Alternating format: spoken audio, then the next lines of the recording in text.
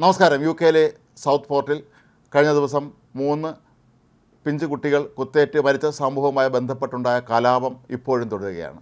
കഴിഞ്ഞ ദിവസം ബർമിംഗ്ഹാമിലും പ്ലിമത്തിലുമെല്ലാം വളരെ ശക്തമായ തോതിലാണ് സമരപരിപാടികൾ നടന്നത്. പ്രക്ഷോഭകർ തെരുവിലിറങ്ങി നിരവധി വാഹനങ്ങൾ കത്തിക്കുകയും കടകമ്പോളങ്ങൾക്ക് നേരെ ആക്രമണം നടത്തുകയും പല കടകളും കൊള്ളയടിക്കുക തന്നെ ചെയ്തു. അതേസമയം സൗത്ത് പോർട്ടിലാകട്ടെ സ്ഥിതിഗതികൾ പൊതുവെ സമാധാനപരമാണ്.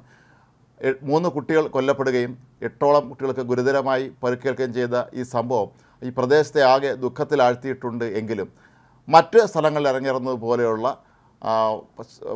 അതിക്രമങ്ങളൊന്നും തന്നെ ഇവിടെ നടക്കുന്നില്ല എന്നുള്ളതാണ് എൻ്റെ ഏറ്റവും പ്രധാനപ്പെട്ട കാര്യങ്ങളിൽ ഒന്ന്.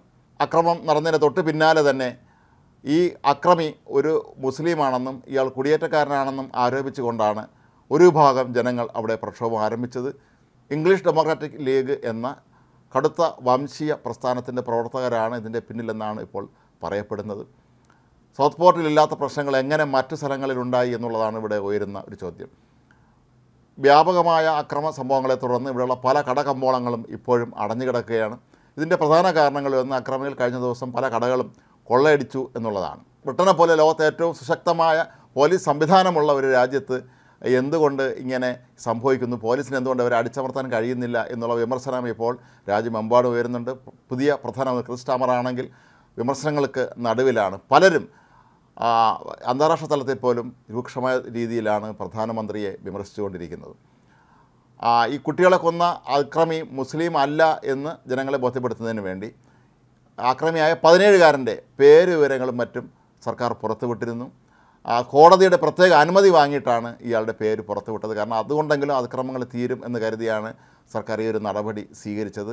ഇയാൾ മുസ്ലിമല്ല, ഇയാൾ കുടിയേറ്റക്കാരനുമല്ല, റുവാണ്ടക്കാരായ മാതാപിതാക്കൾ, അവർ നേരത്തെ തന്നെ ലണ്ടനിൽ സ്ഥിരതാമസമാക്കിയ റുവാണ്ടക്കാരായ ദമ്പതികളുടെ മകനാണ് ഈ 17കാരൻ. ഏതായാലും ഈ അക്രമങ്ങൾ ഇങ്ങനെ വ്യാപിക്കുമ്പോൾ ജനങ്ങളാകെ സ്തംഭിച്ച ഒരവസ്ഥയിലാണ്. കാരണം ബ്രിട്ടനെ പോലുള്ള രാജ്യത്തെ സംബന്ധിച്ച് കർശനമായ പോലീസ് സംവിധാനമുള്ള ഒരു രാജ്യത്ത് ഇത്തരത്തിൽ അക്രമികൾ അഴിഞ്ഞാടുക എന്നുള്ളത് സാധാരണയായി അവിടുത്തെ പൊതുജനങ്ങൾ അധികം കണ്ടിട്ടില്ലാത്ത ഒരു കാഴ്ച കൂടിയാണ്. ഓക്സ്ഫോർഡ് യൂണിവേഴ്സിറ്റിയിലെ വിദ്യാർത്ഥികളോടും അധ്യാപകരോടും ഒക്കെ തന്നെ പോലീസ് അധികൃതർ ഇപ്പോൾ ആവശ്യപ്പെട്ടിരിക്കുന്നത് ആവശ്യമില്ലാതെ പുറത്തേക്ക് പോകരുത് എന്നാണ്. പരമാവധി എല്ലാവരും ക്യാമ്പസിനുള്ളിൽ തന്നെ കഴിയണം എന്നാണ് ആവശ്യപ്പെട്ടിട്ടുള്ളത്. കാരണം ഓക്സ്ഫോർഡ് യൂണിവേഴ്സിറ്റിക്ക് സമീപമുള്ള ചില മേഖലകളിൽ ഈ അക്രമികൾ വ്യാപകമായ തോതിൽ അവിടെ അക്രമങ്ങൾ നടത്തുന്നു എന്നുള്ളത് കൊണ്ടുകൂടിയാണ് ഇത്തരത്തിലുള്ള ഒരു മുന്നറിയിപ്പ് ഇപ്പോൾ നൽകിയിരിക്കുന്നത്.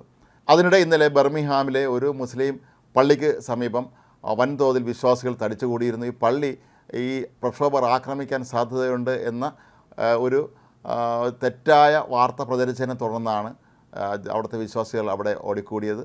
അവിടെ ഒരു ക്രമസമാധാന പ്രശ്നം ഉണ്ടാകുമെന്ന് മനസ്സിലാക്കിയ പോലീസ് അവിടെ എത്തി എല്ലാവരെയും പറഞ്ഞയക്കുകയായിരുന്നു.